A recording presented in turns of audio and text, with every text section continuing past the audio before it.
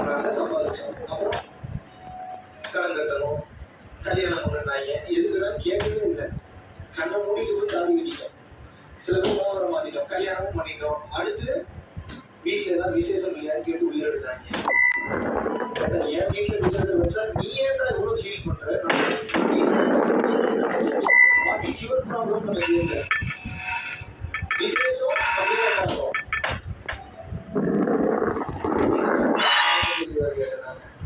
கஷ்டமான கேள்விலாம் பதில் நான் சொல்ல போறேன். உங்களுக்கு ஈஸியான கேள்வி பதில் சொல்லுங்க. விசேஷம் தான் அர்த்தம்.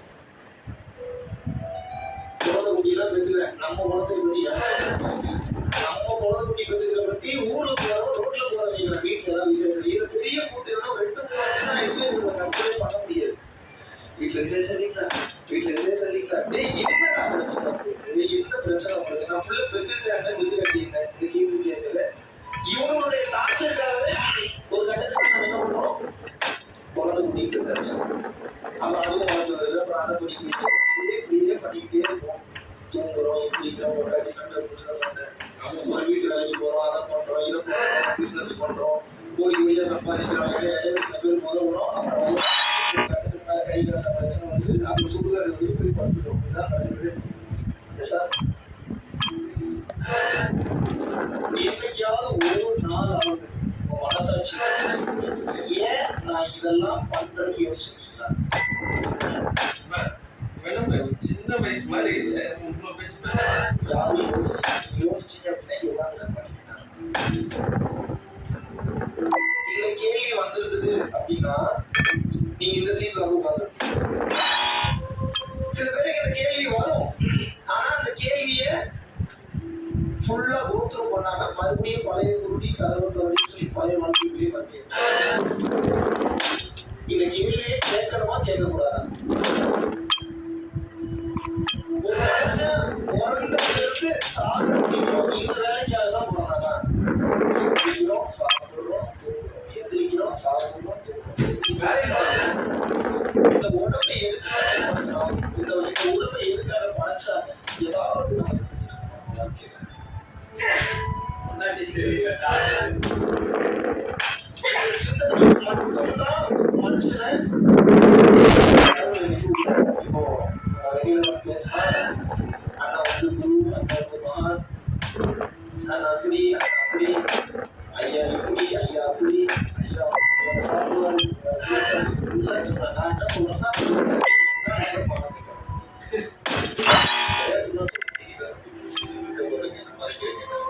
நான் யாரு? 1ஆம் நம்பர் மானம் கேட்டவன், 1ஆம் நம்பர் 1ஆம் நம்பர் அயோக்கிய, 1ஆம் நம்பர் பஞ்சபாரதேசி. எவ்வளவு கேவலமான வார்த்தைகள் இருக்கோ அவ்வளவு கேவலமான ஒரு ஆள் நான். இதை நான் உணர்ந்துட்டேன். நான் உணர்ந்ததுனால இன்னைக்கு என்னை எல்லாரும் கடவுள்ன்றாங்க. நான் என்ன நீங்க எல்லாம் என்ன நினைச்சுக்கிறீங்க? நான் வாழ்க்கையில எல்லாம் தெரிஞ்சிருச்சு. நான் போயிட்டேன்.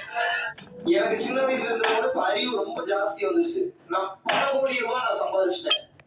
நான் எவ்வளவு பெரிய காடி வச்சிருக்கேன் தெரியுமா? நான் ரோல்ஸ் ராய்ஸ் யூஸ் பண்றேன், நான் ரேஞ்ச் ரோவர் யூஸ் பண்றேன், நான் பெரிய கார் வச்சிருக்கேன், நான் பெரிய வீடு வச்சிருக்கேன், நான் 3 பொண்டாட்டி கட்டிருக்கேன். இதெல்லாம் ஒரு பெருமையா? எவன் ஒருவன் தன்னை தானே தாழ்த்தி கொள்கிறானோ அவன் பிற உயிர்களால் உயர்த்தப்படுவான். எவன் ஒருவன் தன்னை தானே உயர்த்தி கொள்கின்றானோ அவன் பிற உயிர்களால் தாழ்த்தப்படுவான். அவ்வளவுதான். கிளாஸ் முடிச்சு அவ்வளவுதான். இதுக்கப்புறம் பேசுறது அம்மா சத்தியம். அவ்வளவுதான் கிளாஸ். என்ன கிளாஸ்? வாழ்க்கையில எவ்வளவு ஒருத்தன் கீழே தன்னை வச்சுக்கிறானோ அவ்வளவுக்கு அவ்வளவு வாழ்க்கையில ஒருத்தர் உயர்ந்து போயிட்டே இருப்பான். இவ்வளவுதான்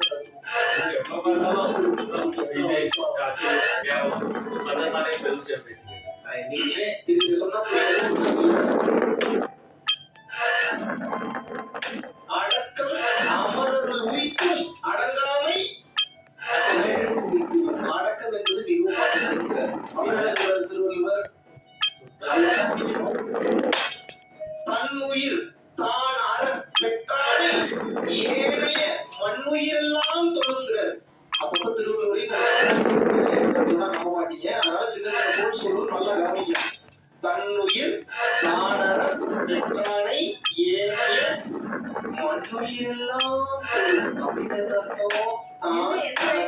அர்த்தம்? அப்படின்னு சொல்லி அந்த தான் என்கின்ற தன்மையை விட்டு டேய், முதல்ல கேட்ட fan off பண்ணி சொல்லு. பிற உயிர்களின் நலன்கள் வாழ fan off பண்ணா உன் தலையால எதுவும் off பண்ணு. இந்த உலகத்தில் உள்ள உயிர்கள் எல்லாம் இறைவனாக பார்க்க என்ன பாடம் பண்ணவா என்ன? அப்படியே நீ உள்ளதான் டைம் வேஸ்ட் பண்ணாத. இருக்கிறதுல ரொம்ப முஸ்டு பிளவு இந்த ஒரு ஏன் அப்படின்னா, ஏதோ பேசினேன் நீங்க ஏதோ கேட்டீங்க ஜாலியா போகலாம். அடியே இல்லை பாடிதான் நான் நல்ல தனமா இருக்கேன். தப்பான ஸ்டேட் அப்படி யாரும் சொல்லாதீங்க. நான் நல்லா இருக்கேன்னு நீங்க எப்ப சொல்ல ஆரம்பிச்சிட்டீங்களோ அப்பவே உங்களுடைய வாழ்க்கை கீழே போக ஆரம்பிச்சிருச்சுன்னு அர்த்தம். அதாவது இறைவனோட அருளால நான் நல்லா இருக்கேன்றது வேற. நான் எல்லாத்தையும் சரியாதான் இருக்கேன்னா நீங்க அவுட் ஆகிட்டீங்க. ஏன் முதல்ல உங்களுக்கு எது சரின்னே தெரியாது. எவ்வளவு நீங்க பயணம் பண்ண போறீங்கன்னு தெரியாது. உங்களுக்கு வாழ்க்கை எப்ப முடிய போகுதுன்னு தெரியாது. லேர்னிங் வாழ்க்கையோட கடைசி வினாடி வரைக்கும் இருக்கும், அதுதான் தெரியாது. எல்லாத்தையும் நான் கத்துக்கிட்டேன்ற தன்மையில வாழும்போது நீங்க கடைசி மூச்சு விடுவீங்க. நோட் பண்ணிருக்கீங்களா? நான் கடைசி மூச்சு விட்டது இல்லைன்றீங்களா? கடைசி மூச்சு விடுறவனையாவது பாத்திருக்கீங்களா இல்லையா? எப்படி தெரியுமா கடைசி மூச்சு விடுவாங்க? அப்படி இல்லமா? எப்படி இல்லமா? எப்படி இல்லமா? இப்பயாவது கடைசி மூச்சு விடுவீங்களா? திருந்துங்க. எப்படி விடுவான்? ஏன் அவன் உயிர் வெளியே போக முயற்சி இந்த கடைசி வினாடியில் நான் மூச்சு போகும்போது கூட லெசன் இருக்கலாம். இப்ப சொல்லுங்க, யாரு எல்லாருக்கும் தெரிஞ்சுக்கிறவங்க? இந்த உலகத்துல அப்படி யாராவது இருக்காங்களா? எல்லாத்தையும் தெரிஞ்சுக்கிட்டேன்னு யாராவது இருக்காங்களா? இருக்காங்களா? கட்டுறது கைமண் அளவுன்னு சொன்னாங்க. நான் சொல்றேன், கட்டுறது கை மண்ணா கூட அதிகம், கட்டுறது கை நுனி அளவு கூட கிடையாது. உங்க வாழ்க்கையில நடக்கக்கூடிய எல்லா பிரச்சனைகளுக்கும் மாபெரும் காரணம் என்ன அப்படின்றது கேட்டீங்கன்னா தெளிவா புரிஞ்சுக்கணும். உங்களுக்கு இருக்கக்கூடிய